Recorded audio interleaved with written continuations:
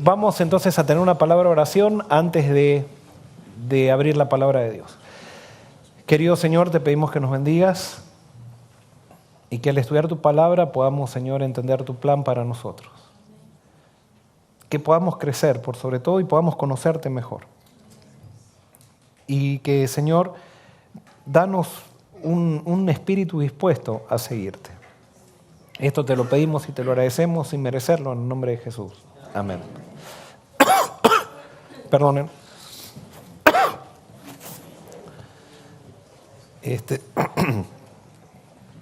Muy bien. Estos meses que siguen voy a empezar una serie que va a estar basada en el amor. Se va a llamar Amando con Inteligencia. Principios para construir relaciones saludables. Ustedes saben que el tema principal de la Biblia, el tema es relaciones. Cuando Jesús vino y enseñó aquí en la tierra, muy bien, pero es que si predico con un caramelo, ¿ustedes me aguantan un caramelo? Y acá un agua, muchas gracias.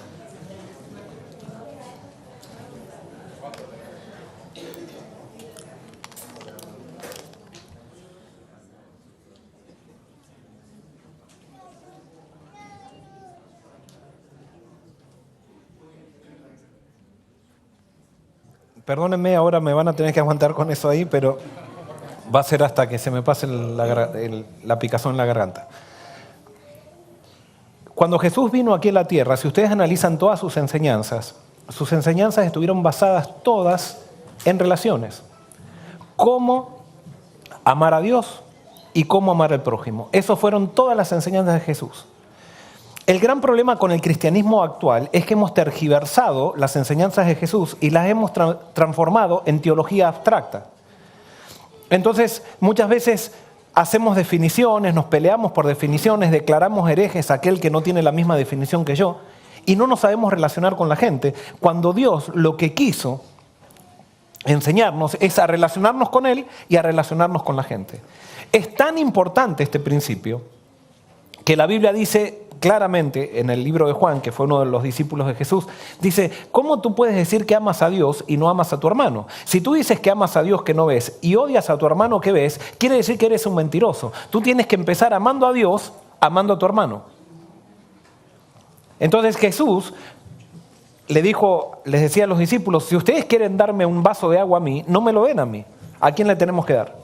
A un niño. Si tú quieres visitarme a mí, no me visites a mí, visita a un preso que está en la cárcel. Esa es la religión. La religión es aprender a relacionarme con Dios y a relacionarme con el prójimo. Si mi relación con el prójimo está mal, mi relación con Dios está mal. Entonces hay una incoherencia total cuando nosotros nos peleamos por posiciones teológicas y estamos dispuestos a odiar a una persona porque piensa diferente teológicamente a mí, cuando no he aprendido lo que es la verdadera religión, que es amar.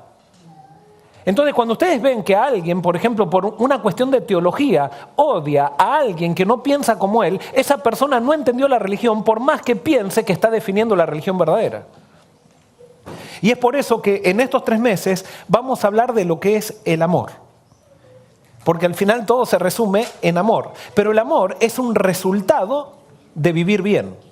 No es que yo digo, voy a amar y por consecuencia amo. No, yo tengo que seguir ciertos principios en mi vida y cuando pongo en práctica esos principios, el amor surge. O el terreno queda preparado para que surja el amor. Si yo no siembro, o digamos, si yo no siembro esos principios o no cultivo en esos principios, entonces no va a poder surgir amor en mi vida.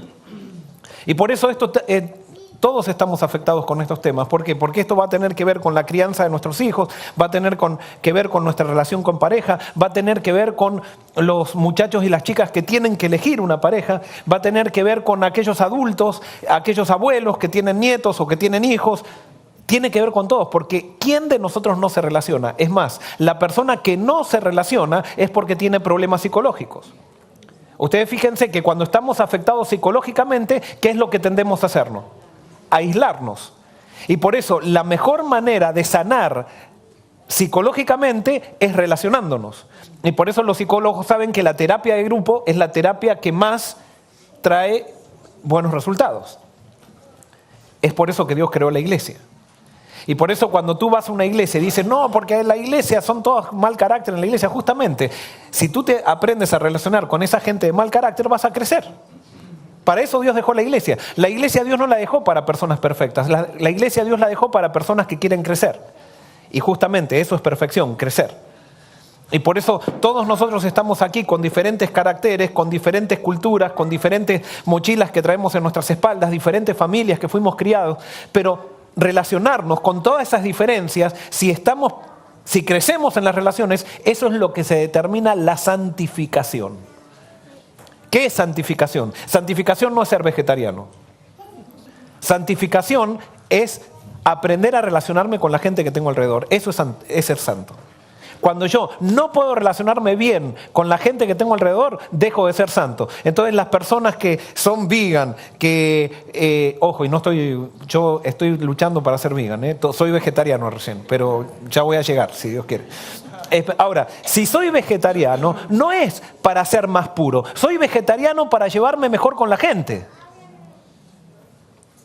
Ese es el resultado de las decisiones religiosas que tomamos. No es simplemente para andar caminando por el aire. Ser santo tiene que ver con hacer cosas que me ayuden a relacionarme mejor con los que tengo alrededor. Y por supuesto, cuidar mi cuerpo, cuando yo tengo la mente clara, cuando tengo la mente sana, me ayuda a relacionarme mejor con la gente. Pero el objetivo de todo es relacionarme bien con Dios y relacionarme bien con el prójimo. ¿Se entiende? Muy bien. El tema de hoy, la serie se llama Amando con Inteligencia, pero el tema de hoy se titula Siembra lo que quieres cosechar. Y esto tiene que ver, está muy relacionado con el principio de año. Hoy es el primer sábado del año 2019. Y por eso yo quiero que analices cuáles fueron los resultados de tu año 2018. El año de 2018 quedó atrás. Ya no podemos hacer nada con el año 2018, ya está allí. ¿Cómo fueron los resultados del año 2018 para tu vida? Entonces, si tu año 2018 fue malo, te hago una pregunta, ¿por qué fue malo el año 2018 en tu vida? ¿Por qué? Bueno, esta es mi conclusión, no pretendo que... Pero si tu año 2018 fue malo, fue porque sembraste mal en el año 2018 y cosechaste un año malo. Porque lo que tú siembras es lo que cosechas. Si tú quieres tener un año 2019 que sea bueno, ¿qué tienes que hacer? Tienes que sembrar cosas buenas. Y si hoy siembras cosas buenas, mañana siembras cosas buenas y cada día siembras cosas buenas, el resultado de tu año, ¿cómo va a ser? Bueno, alguien puede decir, pero yo no sembré cosas no sembré cosas malas y coseché un año malo porque me pasaron un montón de cosas malas. El hecho que te hayan pasado cosas malas no quiere decir que el año ha sido malo. A ti te pueden pasar cosas malas y sembrar cosas buenas a pesar de las cosas malas y por lo tanto el resultado de tu año va a ser bueno. A pesar que ahora no lo ves así. Eso lo vemos en la historia de José. José tuvo una vida de acontecimientos malos, sin embargo él, a pesar de tener acontecimientos malos, sembró siempre lo bueno y tenemos en la Biblia una de las historias más hermosas que existen. Y por eso, que te ocurran cosas malas no necesariamente quiere decir que tú sembraste mal. Pero si tú sembraste mal, sin duda vas a tener un año malo. Ahora fíjense, el poder del bien sobre el mal es mucho mayor, porque tú puedes tener cosas malas y sembrar cosas buenas y tu año se transforma en bueno. Pero si tú tienes un año bueno, pero sembraste cosas malas, tu año va a ser malo. O sea que el bien es más poderoso que el mal. No sé si el bien siempre vence al mal. Si yo tengo un año malo, pero siembro bueno, termino bueno. Si yo tengo un año malo y siembro cosas malas, termino malo. Si yo tengo un año bueno y siembro mal, termina mal. Pero el bien, si yo tengo algo malo y termino bien, termina bien. Alguien puede decir, bueno, pero si tuviste un año bueno, pero si tú haces lo bueno, siempre vas a tener el poder de la victoria. Te pueden ocurrir cosas malas, pero si tú haces lo bueno, ahora, te pueden ocurrir cosas buenas y si tú no aprovechas y siembras lo malo, vas a tener un año malo. Pero bueno, esto es un trabalengua, un trabamente. Estamos en un año 2019, tenemos una oportunidad. ¿Cómo la vas a vivir? Ahora tenés la oportunidad, tienes un año adelante tuyo para que sea un año bueno. Sí que la condición está en Gálatas 6:7. Todo lo que el hombre siembre, eso también segará.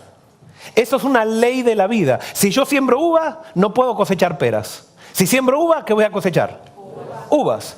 Y si siembro peras, ¿qué voy a cosechar? Peras. Ahora, alguien puede puede sembrar peras y no cosechar nada. ¿Por qué? Porque no es solamente sembrar, sino que tengo que también ¿qué? Tengo que cultivar, tengo que cuidar. Pero si cada día nosotros sembramos lo bueno, nosotros vamos a cosechar lo bueno. Esto es una ley, no podemos ir en contra de esto. Por más que yo diga, o sea, yo no esté de acuerdo con esta ley, es una ley que está, es la realidad. Por ejemplo, perdón, me iba bien con el caramelo, pero...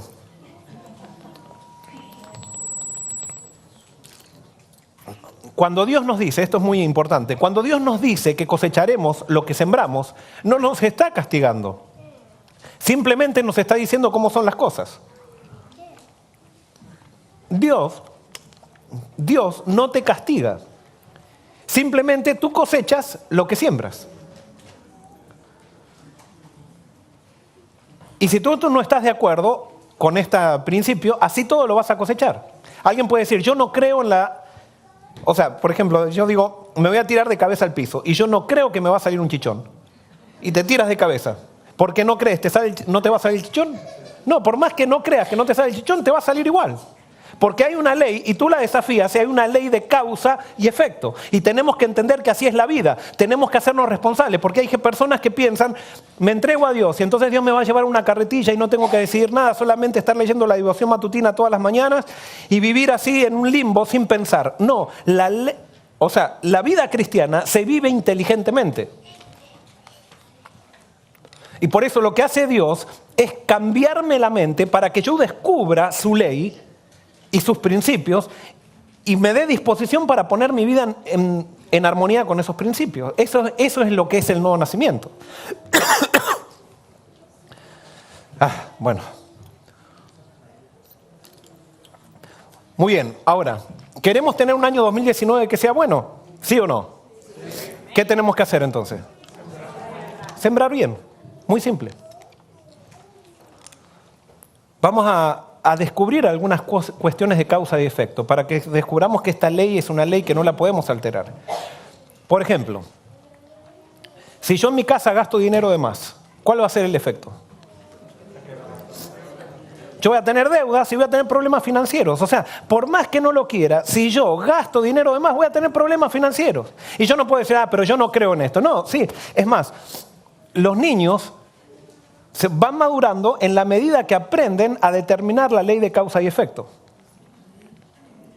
Y si no maduran, y por ejemplo, el muchacho, los jóvenes todavía, y perdonen los jóvenes, pero todavía tienen este problema porque dicen, me voy a la discoteca todos los sábados de noche, me drogo y todo, me voy a divertir un poco, y después dicen, y quiero casarme con una chica buena. No es una ley de causa y efecto.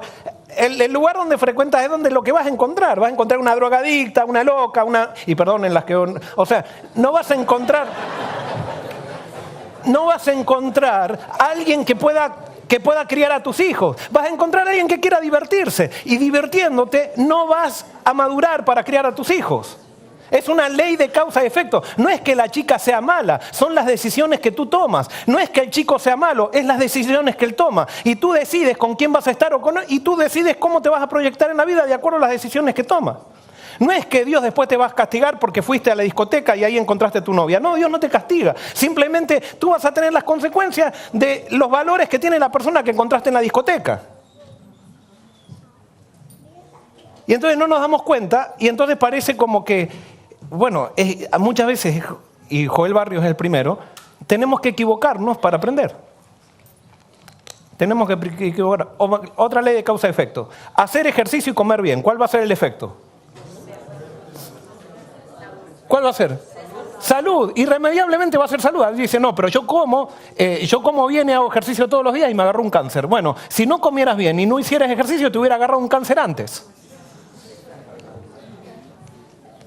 Pero esto es una ley de causa y efecto. Y no es que si tú comes, suponete, te comes una pata de cerdo todos los días y con 20 huevos fritos, y entonces después tenés tapadas las arterias, Dios te castigó tapándote las arterias. No, Dios no te castigó nada, tú te castigaste a ti mismo. Son tus propias decisiones, porque tú siembras lo que ¿qué? No, perdón, tú cosechas lo que siembras. Tú cosechas lo que siembras. Sobretrabajo, ¿cuál es el efecto de sobretrabajo? Yo estoy sobretrabajado todo el tiempo, el efecto es estrés. ¿Y el estrés qué trae después? ¿Qué me trae? Me trae la enfermedad, el cáncer y eso, que porque estoy haciendo ejercicio pienso, pero estoy sobretrabajado, continuamente estresado. Entonces eso es una ley de causa y efecto. Otra, la exigencia.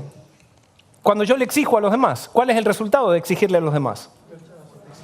El resultado de estar exigiéndole a mi esposa, de estar exigiendo a mi esposo, de estar exigiéndole a mis hijos, el resultado es inseguridad y soledad. ¿Por qué? Porque la persona que está exigiendo, continuamente las personas tenemos un nivel de tolerancia a la exigencia. Entonces, las personas exigentes, las personas quieren, los que son exigidos, le quieren rendir culto y quieren llegar a probar, pero llega un momento que se dan cuenta que nunca, al exigente, nunca lo llegás a satisfacer. Entonces llega un momento que te cansás y entonces te vas para protegerte, te tenés que aislar. Entonces el exigente dice, pero ¿por qué no tengo amigos? ¿Por qué toda la gente me deja? ¿Por qué no puedo tener? Es que estás exigiendo a todo el mundo.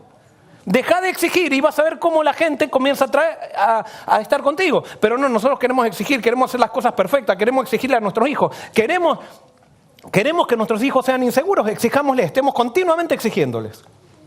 Exigiendo que tienen que tener las mejores notas, que tienen que jugar a esto. Y puede decir, pero pastor, ¿qué está predicando la mediocridad? No, no estoy predicando la mediocridad. Estoy predicando la seguridad.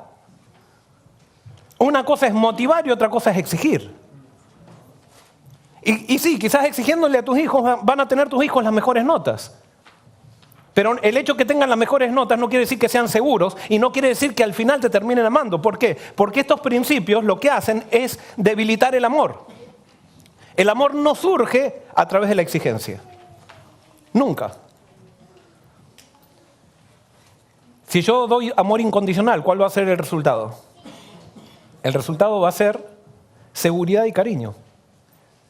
Yo le doy a una persona amor y esa persona se siente segura y dice, yo con esta persona sé que me equivoco y así todo me va a seguir amando. Esa persona que es amada incondicionalmente se va a sentir segura. Y esa persona va a querer estar siempre con la persona que la ama de esa manera. Y es por eso que Jesús, todo el mundo se sentía atraído a Jesús, porque Jesús aceptaba a las personas como eran. No le exigía nada a nadie. Él simplemente las tomaba donde estaba y después decía, yo te voy a ayudar. Y no te voy a ayudar a que llegues a un nivel, te voy a ayudar a que crezcas, punto. Eso es lo que quiere Dios, que crezcamos. No le interesa que lleguemos a ningún nivel, sino que crezcamos. Y no es al nivel del otro, es todos creciendo, desde el lugar donde estamos. Y entonces eso nos da seguridad y eso nos hace surgir el amor. Y por eso las personas que aman incondicionalmente nunca van a estar solas. Nunca. Porque todo el mundo se siente atraído a esas personas. Si yo tengo una vida regida por pensamientos negativos, ¿cuál va a ser el efecto?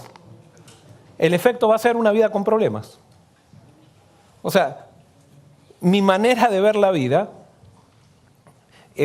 ¿se acuerdan? Jesús decía, hágase, siempre cuando hacía un milagro decía, hágase conforme a tu, ¿qué? Conforme a tu fe. Si alguien, la fe es lo contrario al pesimismo. Entonces, si alguien es pesimista, se van a hacer las cosas, la medida de nuestra fe determina la medida en cómo Dios obra en nuestra vida. Entonces, si yo creo que Dios me puede hablar a través del estudio de la Biblia, ¿qué va a hacer Dios? Me va a hablar. Si yo creo que Dios me puede sanar de una enfermedad, ¿qué va a hacer Dios? Me puede sanar. Pero si yo no creo, Dios va a poder hacer lo que mi fe le permita hacer. Y por eso alguien puede decir, pero yo no tengo la verdadera fe. Entonces Dios dice, pide ayuda a mi incredulidad. Pero la fe es lo contrario a la negatividad. Ustedes vieron que las personas negativas están siempre rodeadas de problemas, siempre tienen problemas. O sea, y las personas positivas es como que no tienen problemas. Sí tienen problemas, pero las cosas les salen bien porque ellos siempre ven la parte positivo. Y no es que entonces es psicológica, que hay una fuerza psicológica. Sí, en cierto sentido sí, porque de alguna manera tú eres arquitecto de tu propio destino. Entonces, si ves la vida negativamente, tú te vas a cosechar. Si siembras negativamente hoy, ¿qué vas a cosechar mañana? Algo negativo. Si tú siembras hoy fe, vas a cosechar una vida de fe. ¿Se entiende? Entonces, por eso hay una ley de causa y efecto y nosotros no podemos ser ajenos a esto. O sea, no podemos negar esta realidad. Esta realidad está en todos lados. Es una realidad para el ateo, para el que no es ateo, para el creyente, para el musulmán, para el adventista, el católico, el bautista y todos los demás. Y por eso, este es un principio que Dios creó. Entonces, si yo quiero seguir la ley de Dios, esto es parte de la ley de Dios, es aceptar el principio de causa y efecto. Ahora, ¿cómo se le llama a las personas que interrumpen las consecuencias de las decisiones irresponsables de los otros?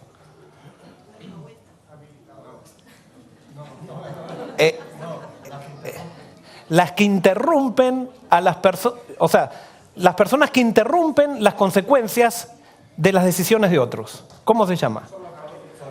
Esas personas se llaman psicológicamente codependientes. Codependientes. El codependiente es alguien que interrumpe las consecuencias de las decisiones de otro.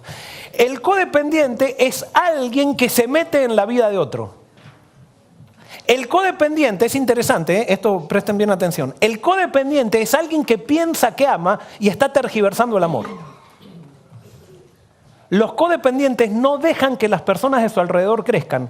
Ellos confunden al amor con sobreprotección. No, ¿vieron esos padres que quieren que sus hijos sean perfectos y los crían así en una burbuja de cristal y que coman esto y que no se contaminen y que hagan esto y que no hagan aquello, que esto, que lo otro? Lo único que están haciendo, no están dando amor, se están transformando en codependientes de sus hijos y lo que están haciendo es no dejando que sus hijos crezcan. Porque uno aprende en la medida que cosecha lo bueno o lo malo de lo que siembra. Y si yo no dejo que mis hijos cosechen lo que siembran, lo que estoy impidiendo es que ellos crezcan. Alguien puede decir, pero pastor, entonces si mi hijo quiere meter el dedo en el enchufe, yo lo voy a sacar. Por supuesto, cuando tus hijos tienen 2 años, sácalo, porque ellos todavía no entienden. Pero a medida que van creciendo, tienes que ir dejándolos para que ellos aprendan, porque si no, tú puedes tener a tus hijos que van a la iglesia, que fueron vegan toda la vida, que fueron a la iglesia toda la vida, y entonces dice, pero ¿qué pasa? A los 18 años resulta que crecen, se hacen grandes y andan por ahí por cualquier lado. ¿Qué pasó? No les enseñaste a pensar a tus hijos, simplemente le controlaste su vida, los sobreprotegiste, no le dejaste que cosechen las consecuencias de sus decisiones y ellos no aprendieron, porque solamente se aprende cuando cosecho las consecuencias de mis decisiones, sean buenas o sean malas. Y esto es algo que es muy duro, porque a nosotros nos encantaría, a veces tenemos esa idea del perfeccionismo y queremos controlar todo, no, pero el codependiente piensa que ama y no está amando, está sobreprotegiendo, y la sobreprotección no es amor, es falta de amor incluso. Los codependientes son personas que miman y cuidan a los irresponsables a costa de su propia destrucción. Es, por ejemplo, como la esposa que el marido la cachetea. Y entonces el marido la cachetea y ella dice, voy a llamar a la policía. Y dice, no, si me amas, no la vas a llamar. Y entonces lo perdona, y está bien, siempre hay que perdonar. Pero entonces viene al otro día y la cachetea de vuelta. Y ella le sigue el juego. Y lo sigue mimando. No. O sea, tú tienes que dejar, esa persona te quiso cachetear, la próxima vez llamas a la policía y él tiene que hacerse responsable de las consecuencias de esto. Esto yo lo conté una vez, pero estaba en Puerto Rico en una semana de oración. Y entonces vino un padre y una madre y me dice, ay pastor, nos gustaría que hable con nuestro hijo es bueno, pero se ha descarriado. No sabemos qué hacer para controlarlo. Y dice, mañana lo vamos a traer, a ver si puede hablar. Y a veces los padres piensan que uno tiene la varita mágica, que por hablar con el hijo va a cambiar. No, no hay soluciones mágicas para esto. Y entonces, bueno, al otro día vinieron con los hijos. Terminé de predicar, vino con el hijo y entonces dice, pastor, venga, acá, este es mi hijo. Y me lo presentan y el hijo muy atento, no era así rebelde, no, me saludó muy contento. Él quería hablar conmigo incluso. Y me llamó la atención. Entonces, cuando empezamos a hablar, me dice, sí, pastor, yo no sé, yo realmente meto la pata muy seguido, no. Y entonces me empezó a hablar de sus problemas. Le digo, ¿cuál es tu? No, dice, la semana pasada le saqué el auto a mi padre, se lo saqué sin permiso. Y bueno, ya se lo había sacado otras veces sin permiso, pero esta vez me salió mal y choqué. Y sí, les estoy causando mucho problema a mis padres porque estuve en la cárcel un día. Y le digo, ¿quién te sacó de la cárcel? Mis padres. Entonces me di cuenta que ¿con quién tenía que hablar? Con los padres. Los padres eran codependientes de ese hijo. Ese hijo tenía que ir a la cárcel por 2 semanas. Y los padres se metieron en deudas para pagar una multa para poder sacarlo, un bono para poder sacarlo, cuando él tenía que estar 2 semanas en la cárcel por haber chocado. Pero los padres, sobreprotegiéndolo, entendiendo mal el amor, le quitaron la consecuencia de sus propias decisiones. Y después venía y decía, a ver, pastor, hable con mi hijo a ver si lo cambias. No, yo tenía que hablar con los padres porque los que tenían que cambiar no era el hijo, sino que tenía que cambiar el padre, los padres. Los padres que habían confundido lo que es verdadero amor. El verdadero amor no quita las consecuencias de las decisiones de otro. El verdadero amor simplemente aconseja, dice, amonesta, pero no va más allá de eso. Los codependientes no confían ni en Dios ni en su ley. Y es por eso que quieren controlar todo. O sea, los codependientes, por ejemplo, yo sé que acá puede haber codependientes, que yo también soy una persona, pero debe estar por adentro, debe estar enojado o enojada conmigo como diciendo, no es así. O sea, no creen en la ley de Dios. Esa es la ley de Dios. Lo que estoy diciendo no es un principio inventado por los psicólogos, no. Es un principio de la realidad. Entonces yo quito las consecuencias a alguien de sus decisiones y no aprenden. No aprenden. Ojo, y yo no vivo perfecto, ¿eh? O sea, yo estoy aprendiendo con este sermón es para mí, por eso me hace tanto bien predicar, porque el primero beneficiado soy yo. Pero por ejemplo, mi hijo me dice, supónganse, quiero ir al cumpleaños sin la campera, sin la chaqueta. Y yo le digo, no, pero tenés que ir porque te vas a engripar. No, yo quiero ir porque todos van sin la chaqueta y yo soy fuerte y no me voy a resfriar. Le digo, pero tenés...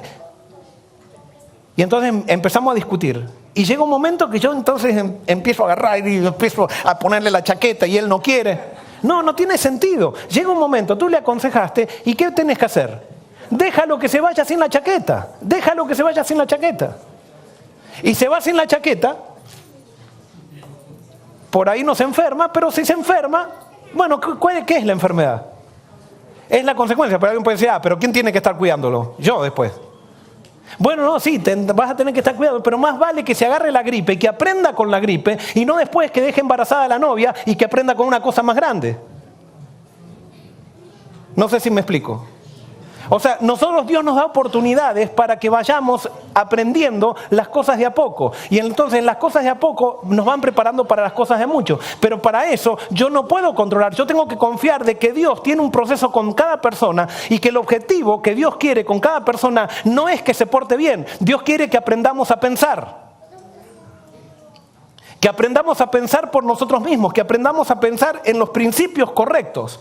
¿Y cómo vamos a aprender a pensar? Vamos a aprender a pensar cosechando las consecuencias de nuestras propias decisiones. Eso se llama hacerse responsables de nuestra vida. Porque si no nos transformamos en un grupo de irresponsables. Rescatar a una persona de las consecuencias de su conducta le permitirá continuar con el comportamiento irresponsable. Por ejemplo, a este muchacho que los padres no sabían porque les quitaba el auto siempre y que no sabían cómo corregirlo, cuando lo sacaron de la cárcel, ¿qué estaban promocionando con eso? Que lo volvieran a hacer. Y la otra vez lo iba a hacer peor todavía. Eso es lo que nosotros logramos cuando a alguien le quitamos las consecuencias de sus conductas o cuando sobreprotegemos a alguien y pensamos, ¿vieron esas familias que parecen los hijos perfectos que de repente se da todo vuelta? Y es por el hecho que estuvieron controlando, no estuvieron educando, estuvieron sobreprotegiendo, no estuvieron ayudando a pensar. Falso o verdadero. Tenemos 3 frases acá. La primera, cuando el irresponsable no sufre las consecuencias de su conducta, otra persona las sufre. Falso o verdadero. Es verdadero. Cuando a una persona le quitan a una persona las consecuencias, otra persona, un inocente, va a sufrir las consecuencias de lo que tendría que sufrir la persona que es responsable de sus actos. Y por eso el que roba tiene que ir a la cárcel, punto. El que pasa un semáforo en rojo tiene que recibir el ticket. Claro, no nos gustaría, pero el irresponsable cuando viene el policía y viene a darle el ticket porque pasó el semáforo en rojo, ¿qué hace el irresponsable? ¿Ah? Se viene a discutir y empieza a justificar y no lo hice, empieza a mentir. Y no, la cuestión es decir, mira, te pido por favor que me apliques, o sea, yo siempre le digo esto a los policías, no sé si será ahora, pero digo, mira, yo no te estoy pidiendo que apliques justicia conmigo, te pido que apliques misericordia. Porque si es por la justicia, el ticket me lo merezco. Pero va mi misericordia. Y así todos, muchos me aplicaron la justicia igual. Pero algunos me dieron misericordia. Y muchas veces esa misericordia después me hizo sentir orgulloso como diciendo, que me lo conversé y me lo salvé. Y entonces después de vuelta paso la próxima vez. Es así, somos irresponsables. Tenemos que hacernos responsables de nuestras decisiones. Todo lo que el hombre sembrare, eso también segará. Falso o verdadero. Muchas veces amar implica hacer menos por la persona que amamos. Falso o verdadero. Verdadero. Muchas veces amar implica hacer menos. Cuando nosotros hacemos de más, eso se llama codependencia, se llama control, sobreprotección. Esto es algo muy, muy importante, que son principios bíblicos, y ya lo vamos a ver que está en la Biblia esto. Dios es el único, falso o verdadero, Dios es el único que en su amor nos libera de las consecuencias de nuestros actos.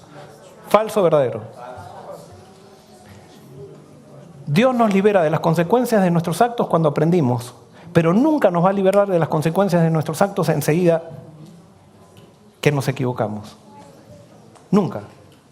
Y vamos a ver, Dios, ¿por qué? Porque Dios no es codependiente, Dios es Dios. Y por eso la Biblia dice que nosotros tenemos que aprender a amar como ¿qué? Como Dios ama. No como a nosotros nos parece que debemos amar. Nosotros tenemos que amar como Jesús amó. Y entonces vamos a ver algunos ejemplos bíblicos. Por ejemplo, el pueblo de Israel. ¿Se acuerdan? Dios los pone en Canaán y Dios le dice al pueblo de Israel, cuando ustedes se vayan con dioses ajenos y sean infieles, se van a debilitar y por lo tanto cuando se debiliten, ¿quién va a venir a conquistarlos? O sea, van a quedar esclavos. Y resulta que el pueblo de Israel, mientras era fiel a Dios, las cosas iban bien, porque ellos sembraban bien y ¿qué cosechaban?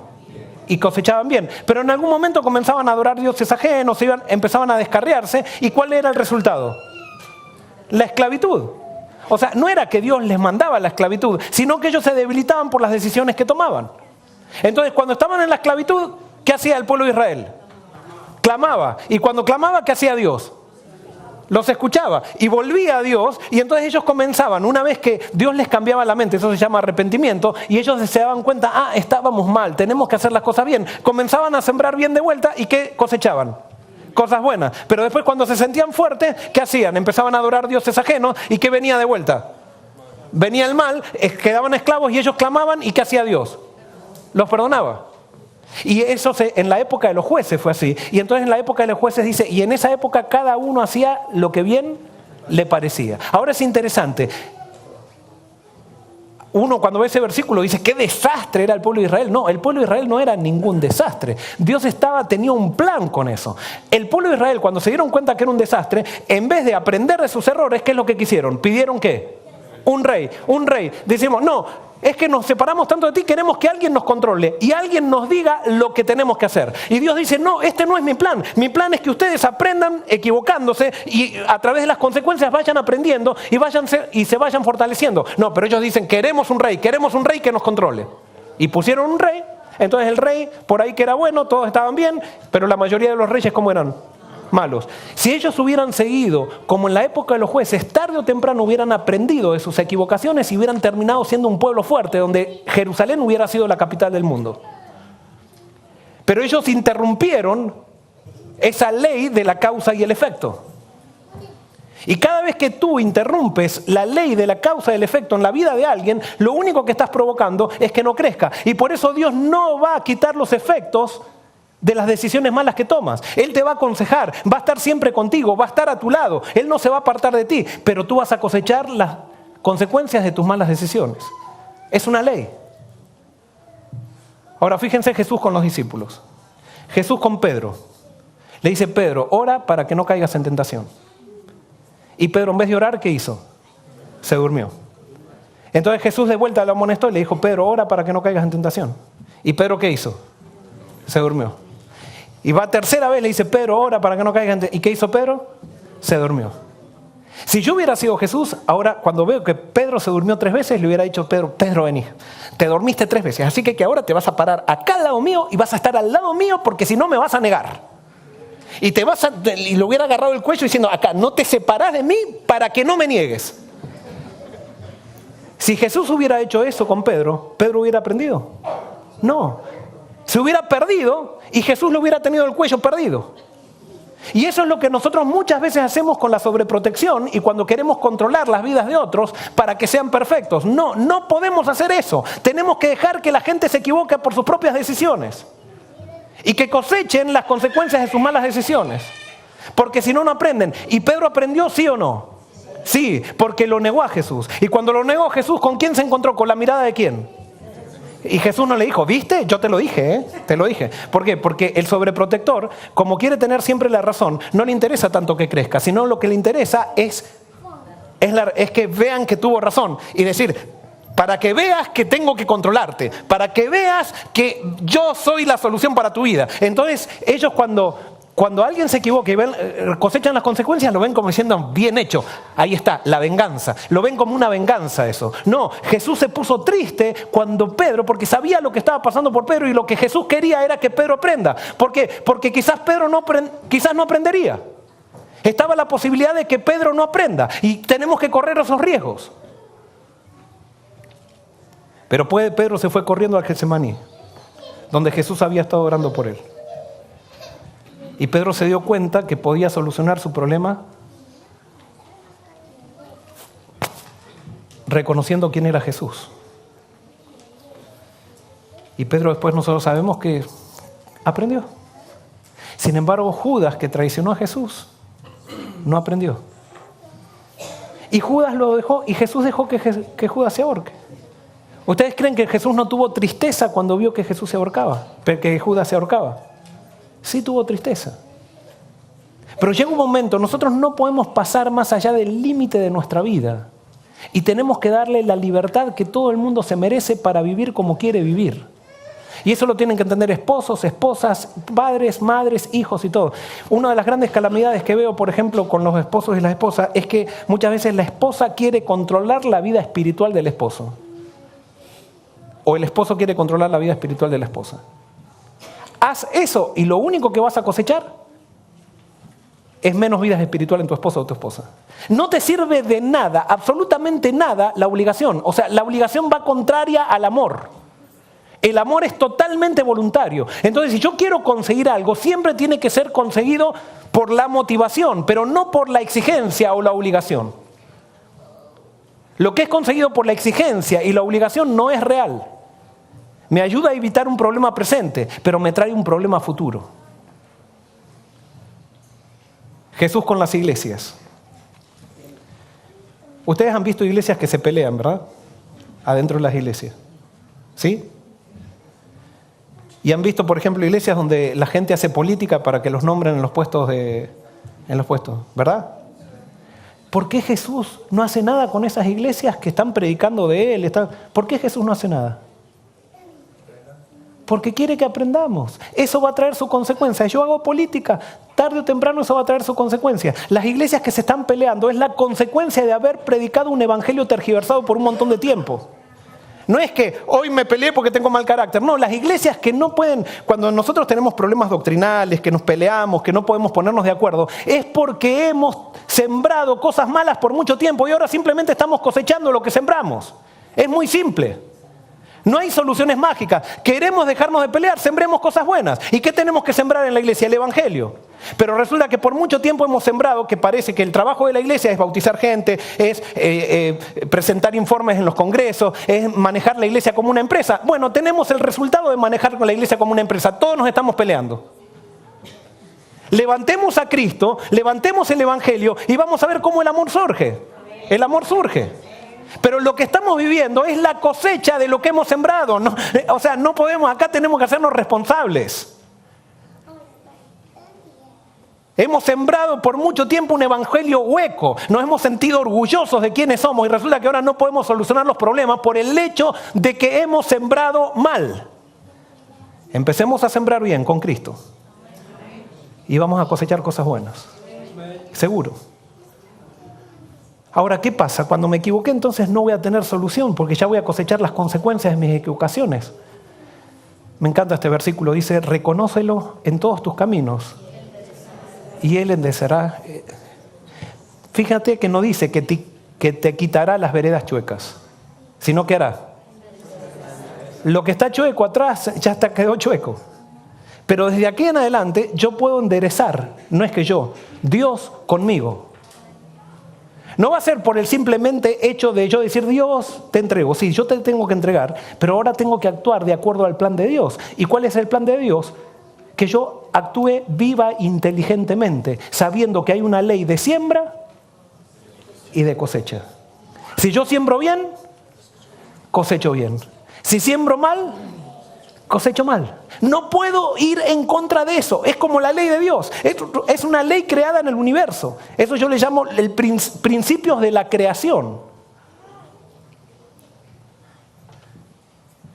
Ahora, reconócelo en todos tus caminos. ¿Qué significa reconocerlo a Dios en todos tus caminos? Y ahora voy a entrar a la parte práctica. Estamos comenzando un nuevo año. ¿Tú quieres tener un año 2019 que sea bendecido? Bueno, entonces hoy mismo hay que empezar ¿a qué? A reconocer a Dios en todos nuestros caminos. ¿Qué quiere decir esto? Y acá, esto quiere decir que Dios tiene que estar primero en tu vida. Y acá viene la parte práctica. ¿Qué significa? Es muy lindo, muy romántico decir, sí, yo quiero que Dios esté primero en mi vida para que me bendiga. Pero que Dios esté primero en mi vida quiere decir que yo, en mi vida, lo voy a hacer primero, en acciones. Un año está compuesto de meses. Los meses están compuestos de semanas y las semanas están compuestas ¿de qué? De días. ¿Y los días están compuestos de qué? De horas. ¿Y las horas están compuestas de qué? ¿Y los minutos están compuestos de qué? De segundos. Entonces yo tengo que empezar desde la parte más pequeña a poner a Dios en primer lugar. Y voy a empezar, no me voy a achicar tanto al segundo, pero me voy a achicar al día. Si yo quiero tener un año bueno, yo tengo que empezar cada día, mi día, con Dios ¿en qué? En primer lugar. ¿Y por qué digo esto? Porque yo estoy seguro que le estoy hablando a un montón de gente aquí, que venimos acá a la iglesia, pero que por ejemplo nos encontramos con Dios 5 días sí, 2 no. O sea, hacemos nuestra devoción personal con Dios de conocer al Dios de la Biblia. Tenemos 3 días sí, 5 no. No, si tú quieres que Dios esté primero en tu vida, Dios realmente tiene que ser lo primero y tú tienes que dedicarle el primer tiempo de tu vida ¿a quién? A Dios. Esa es la evidencia. La evidencia es el tiempo que tú dedicas a algo. La evidencia de tus valores es el tiempo que tú le dedicas a algo. No me digas que tú consideras importante a tus hijos si los ves una vez cada 3 meses. No me digas. O sea, no me digas que tú consideras importante a Dios si tú no tienes un encuentro con Dios todos los días. No, pero es que estamos tan ocupados que no tengo tiempo para Dios. Entonces, si estamos tan ocupados que no tengo tiempo para Dios, ¿qué es lo primero en mi vida? Las ocupaciones, pero no es Dios. Entonces por eso, lo que yo siembro mal y ¿qué cosecho? Mal. Siembro bien y cosecho bien. Si yo creo que Dios es el real en mi vida, entonces tengo que empezar a sembrar, poner a Dios en primer lugar. Si tengo de veredas torcidas, tengo que reconocer la responsabilidad mía en mis veredas. y comienzo a sembrar con Dios cada mañana para conocerlo, no para hacer teología, sino para conocerlo, y eso va a tener una repercusión en las decisiones del día, y eso va a repercutir en la semana, eso va a repercutir en el mes, va a repercutir en el semestre, y eso va a repercutir en el año. Y al final del 2019 voy a poder decir, fue un año súper bendecido, porque en el poder de Dios he sembrado cosas buenas. Entonces es algo práctico. Y por eso mi desafío es para el 2019 que comiences con Dios en primer lugar. Todos los días. Después de Dios tiene que haber una escala de valores. Bíblicamente, ¿cuál es el segundo lugar en los valores que tiene que estar en mi vida? Muy bien, después la familia. No puede ser primero la familia y después Dios. Es primero Dios y después ¿qué? Y después la familia. Y esta es la escala de valores, es lo que dice Dios. ¿Quieres sembrar bien? ¿Quieres cosechar bien? Siembra bien. Si quieres cosechar mal, siembra mal. No pongas a Dios en primer lugar o pon antes que la familia otra cosa y vas a perder la familia. La vas a perder. ¿Y qué viene tercero? El tercero es el trabajo. Bueno, la iglesia, ¿en qué ecuación entra la iglesia? La iglesia para mí, eso es otro tema que quizás lo demos en otro momento, pero no necesariamente Dios es la iglesia. Dios, esto sí, esto no lo dije en el primer turno, pero Dios es tu misión. Tú no puedes renunciar a tu misión ni por tu familia, ni por tu trabajo, ni por nada. Y tu misión no es tu trabajo. Por ejemplo, yo soy pastor, esta no es mi misión, ser pastor de la iglesia de Collegial, este es mi trabajo. Mi misión es más grande que ser pastor de una iglesia. Y yo no puedo renunciar por ninguna presión a mi misión, porque el día que renuncie a mi misión, no le voy a poder dar amor a mi familia, ni no voy a poder dar lo mejor en mi trabajo. Y acá estamos hablando para poder amar. Dios tiene que estar primero, después tiene que estar la familia y después el trabajo. El gran problema de nosotros es que en esta sociedad, ¿qué es lo que ponemos primero? El trabajo. Es sin duda que es así, por eso no tenemos tiempo para Dios en primer lugar, no tenemos tiempo para los hijos, no tenemos tiempo para la esposa. ¿Y cuál es? Yo siembro mal y ¿qué cosecho? Es que me va mal en mi matrimonio. Te va mal en tu matrimonio porque has sembrado mal. Muy simple, hacete responsable. Es que me va mal con mis hijos, has sembrado mal. Sembremos bien y cosecharemos bien. Es una ley de causa y efecto. Hay un principio, y con esto vamos terminando, que dice, debemos aprender a que nosotros solamente podemos cultivar y sembrar en nuestro jardín, y no en el jardín de otros. Cada uno tiene que hacerse cargo de lo que le pertenece. Porque ¿saben qué? Hay un gran problema. Hay personas, las personas que no quieren sembrar en su jardín, ¿dónde están tratando de sembrar continuamente? En el jardín del otro. Y se meten en el jardín del otro cuando tendrían que estar siguiendo estos principios en su jardín. Pero la persona que no quiere sembrar en su jardín trata de controlar a los demás. Y si tú eres una persona controladora, tú no estás sembrando en tu jardín. Tú estás sembrando, tratando de sembrar en el jardín de otros, y por eso tienes tantos problemas. Y por eso generas ansiedad con todas las personas que te relacionas, porque estás queriendo controlar la vida de todo el mundo. No es así. Dios no te controla. Dios te ama. Y en su amor te da libertad. Y en la libertad te da libertad incluso hasta que para equivocarte. Y porque Dios nos deja equivocar, gracias a eso aprendemos. Y a otras veces ni aprendemos. ¿Cuál es la conclusión? La conclusión es, el amor es muy romántico cantarlo. Es muy romántico hacer poesías del amor.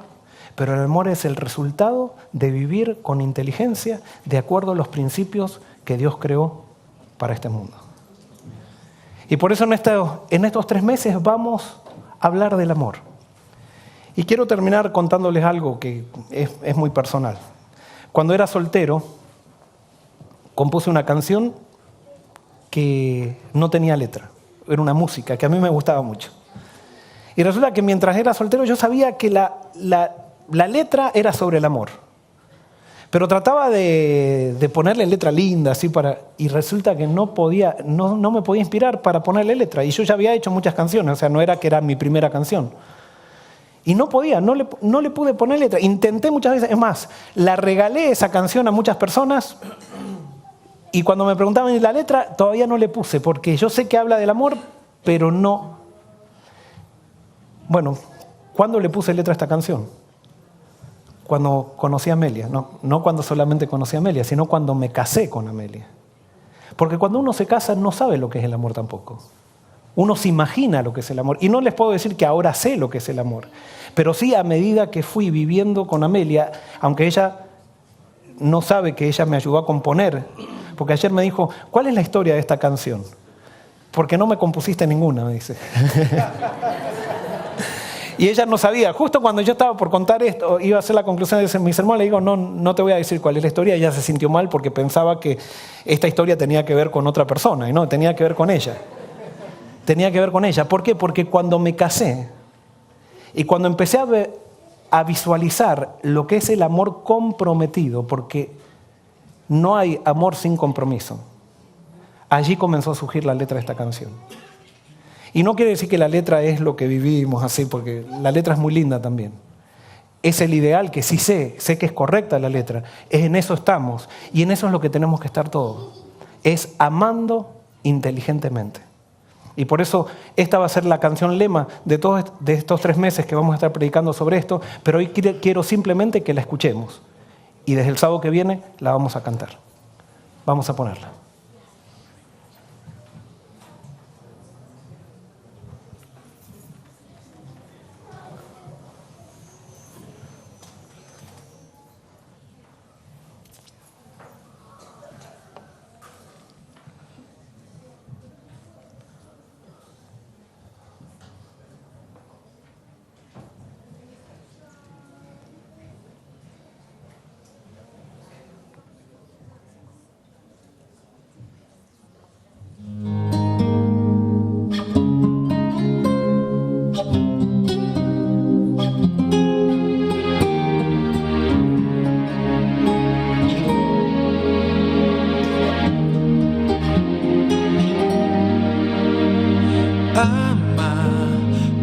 Sencillez de un niño, con la pureza que da la humildad.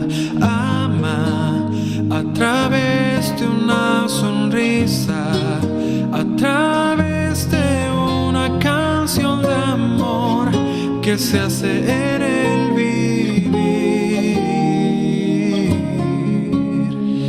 Cosas pequeñas son las que cuentan, son las que hacen todo crecer.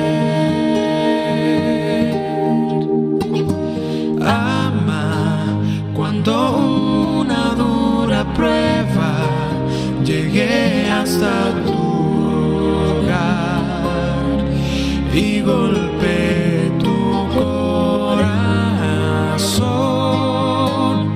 Entonces habrá unidad.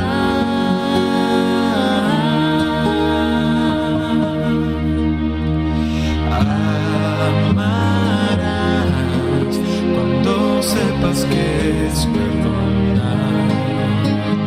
Sentirás cuando sepas pedir perdón. Entonces habrá unidad.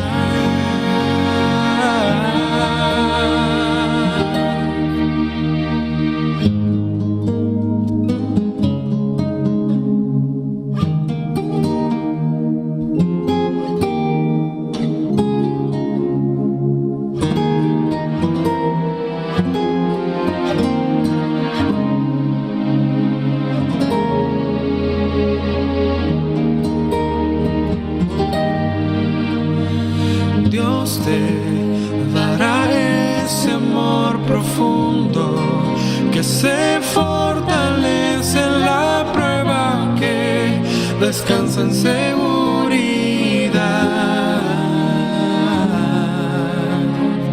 que permanece, nunca se acaba, siempre comprende. Amor de Dios.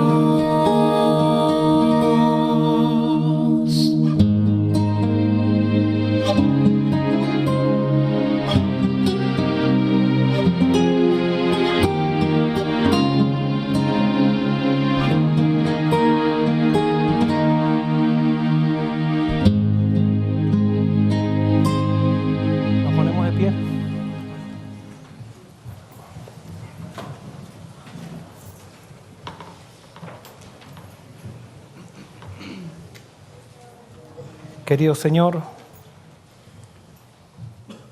en estos momentos nos estás regalando un año nuevo, un año vacío. Pero reconocemos, Señor, que tenemos una trayectoria de a veces actitudes equivocadas, de decisiones mal tomadas. Pero hoy queremos, Señor, ponerte a ti en primer lugar. Y queremos que nos des la visión y la fuerza y la sabiduría para vivir un año inteligente. Un año donde crezca el amor. Un año donde podamos cosechar, Señor, los resultados de nuestras buenas decisiones que vienen de confiar en tu palabra, de confiar en la realidad que tú creaste. Te pido, Señor, que en estos 3 meses específicamente podamos descubrir esos principios que hacen florecer el amor. Y podamos hacernos responsables de nuestra vida. Y podamos entender que tú nos has regalado para que seamos arquitectos de nuestro propio destino. Pero también que podamos entender que tú no nos dejaste solos, ni para vivir la vida, ni para cuando nos equivocamos, sino que siempre estás ahí para ayudarnos, y para aconsejarnos y para decirnos cuál es la mejor semilla para sembrar en nuestro jardín. Señor, que al final del año todos podamos ver un huerto lleno de frutas riquísimas, de árboles lindos, de flores, que sean el resultado de haber sembrado la buena semilla. Y que las semillas malas que posiblemente sembremos sin darnos cuenta, Señor, tú nos des la sabiduría de poder, Señor, no alimentarlas y dejarlas morir. Gracias por contestar esta oración, porque la pedimos en el nombre de Jesús. Amén.